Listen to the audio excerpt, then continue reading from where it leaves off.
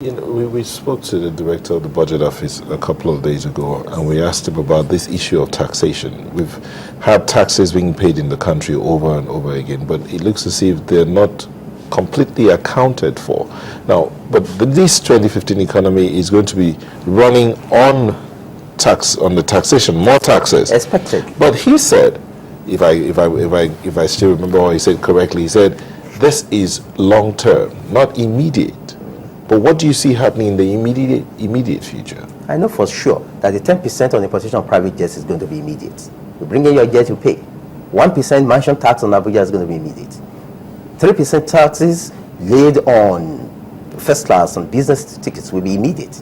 39% on yacht will be immediate. 5% on importation of luxury cars will be immediate.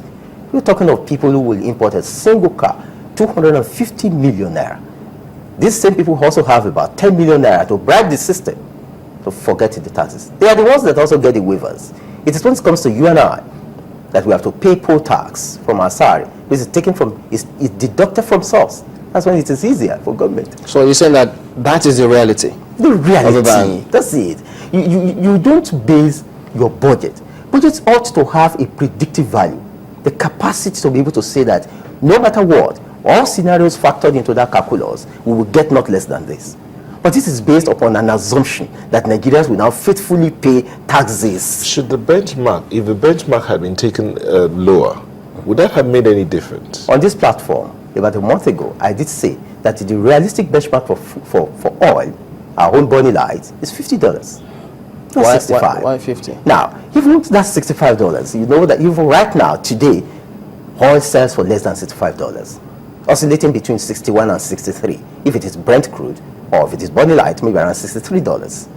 Now, so you are already, then you are projecting, you want to be prophetic to say that the things that you do not control, the variables that you do not control with respect to oil price, will be so stable and favorable to you as to permit you to lay it on $65 per barrel. Even at that point on 65, yes, the authorities, I mean the economic powers of the team says that they have they have created all the scenarios and they have things that can come into play with every scenario.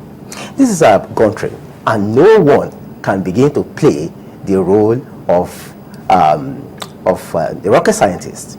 Look, budgeting and budget processes is no rocket science. It's a thing that we can factor into our daily, even teaching primary school students how to budget, the processes for budgeting. And there cannot be any kind of this grotesque explanation as to how some pushing are going to be established. From where?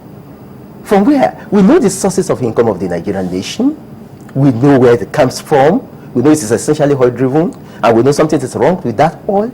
And we also know that the tax, which is the cushion, of course, that comes from IGR, we'll know how difficult it is to collect, to even administer the tax. You also have intergovernmental quarrels with respect to collection of even poll tax. You also have the problems relating to agencies collecting taxes and refusing to remit to Treasury. How about that? I thought they said they were going to address that. They will have meetings with the tax agencies and see how they can. Maybe when they begin to count some people into jail for that, I'll begin to believe government. Because, you know, in recent times, we've seen the FIRS going around. At least we've seen the FIRS. We don't know about other state agents, tax collectors. But the FIRS has been going around in Abuja in the last couple of weeks with police to companies to check their tax books on television. But, you know, speaking more about the budget. And that's very important, please. That's very important. I just play that the same place will go to the NNPC and then make its general manager and make the finance minister or make the petroleum minister to pay from NNPC's income. NNPC ought to pay tax. Why is it not remitting the appropriate taxes? So I just pray that the Nigerian minting and printing company will also pay tax. Ditto for the railway, ditto for the PSC. Let us see how that works with when they say talk the period tax, they also talk of they just go to the ordinary person. How seriously do you take ratings agency Fitch?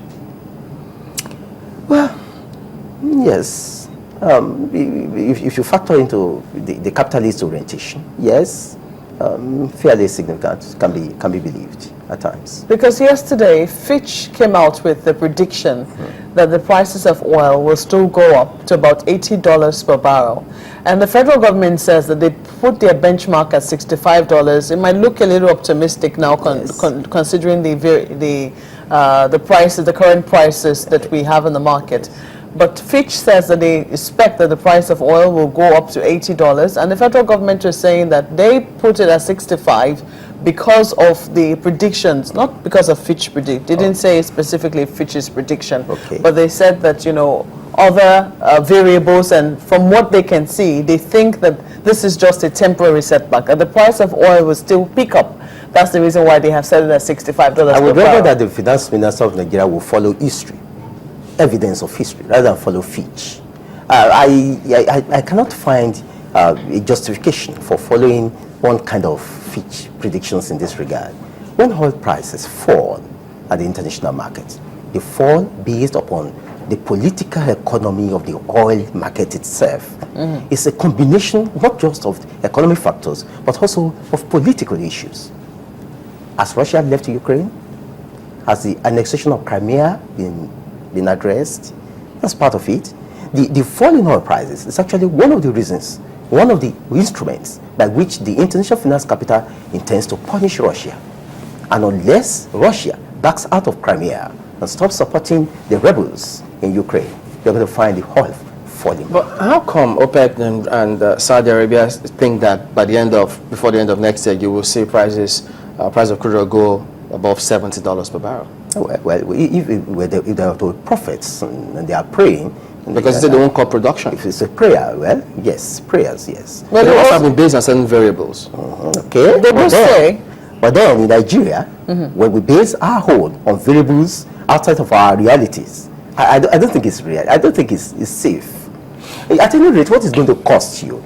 If you base the budget, say, on $55, or even at most on $60, and that which you have, let's say the oil sells for $70, you save the remainder in your excess crude account.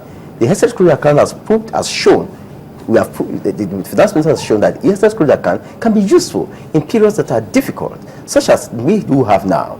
So it is not going to hurt you if you base your budget on what is just reasonable. That excess crude account, I mean, all these years we've been saving. I mean, this year, for instance, you talked about the fact that we've been selling above 100 this year for a while. For a while. All the savings have been put into the excess crude account appear to have been depleted. It has been depleted, yes. Depleted to do certain things. Depleted to pay unions. Depleted to pay for critical infrastructure. Depleted to support the naira as well. All of this is tied towards supporting the currency, the naira. And you think you have a very gloomy picture of the future.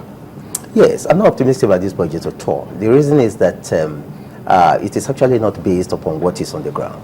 The truth of it is that when budget loses its predicted value, or when you base it upon an estimate of revenue that is not credible, the tendency is for people to show less optimism. We'll go back to the issue of taxes. The FRS, she talked about them going around to check tax books and to check those who are not paying their taxes. But beyond that, the Federal Inland Revenue Service has continuously talked about the fact that they are meeting their targets, sometimes going above their target. There are other revenue-generating agencies of government. I mean, the customs, I think the immigration as well, I'm not too sure about that. But these are all revenue-generating agencies of government that are bringing in revenue. The FRS, at least in 2013, made over 4 trillion naira. Records, they have their records out there. If they are making that much, what makes you think we still have a gloomy tomorrow? I mean, just taxes alone are going above our budget itself. So what makes you think we have... Look at the total receipts, the total revenue of the country. 1.9 trillion from oil, 1.6 from non-oil, inclusive of what FIRS is collecting. And that FIRS's intakes or income will be less than 50%. According to this estimate, actually it will be 47% if you put all non-oil income together, of which the FIRS forms a part. So 1.6 trillion, will that be sufficient even to finance our recurring budget, let alone capital? The truth is that we don't generate enough tax to finance Nigeria's expenditure. how do we begin to generate enough tax? If we look at the mansion tax, for instance, in Abuja, it's some houses that are costing about 300 million. Let's look at that. Is it possible to bring down the cost of the houses, or take that value down to maybe $100 million naira and take it up from there? Start doing the mansion tax from that level. I can't agree with you more. If it is brought down to say about 150 million, it will be fair. How do you value? But then the problem is who values that. You may say in the geographic information system for Abuja, the value of each building might have been written. But you see, the values of such fixed assets are calculated. They had value every year. They are calculated on a recurrent basis. They are not just based upon feast and then you go. So if a building, for example, that is 150 million naira this year may go for about 300 million next year, or even 500 million next year. So that issue will now be left to those who implement the tax collection. And in Nigeria, once you now leave that to bureaucrats to do, it can be very tasty, very, very tasty. Have you seen enough adjustments on the part of government agencies? Because they say, well, we have to see how we could reduce expenses. They stop foreign trips, but some of the agencies also retain the regular allocations. Should something change, or that's just okay? Look at 150 billion naira allocated to the National Assembly. Methinks in this austerity measure, in this austerity period, 2/3 of that will be enough. The National Assembly should just adjust. Check out the budget of the presidency to 400 million naira for acquiring another aircraft as a deposit. That can be cancelled. Must it be only the ordinary Nigerian that must adjust? Won't the presidency, for example, adjust its feeding cost about 215 billion naira? Can't that be adjusted to about half of that? It's high time we started doing something in this country, spreading the cost of governing Nigeria across board or proportionate to our economic basis. How did the states come in? The states are good, they're doing well, except, of course, don't forget, the states are no more, except Lagos and maybe Akwa Ibom or Delta states, they're just like beggars. It is what comes from the treasury account that they take. I tell you on the authority of my honor that some states in the southern part of this country have not paid 2 months' salary to their staff. Even in December, they've not paid October and November salaries.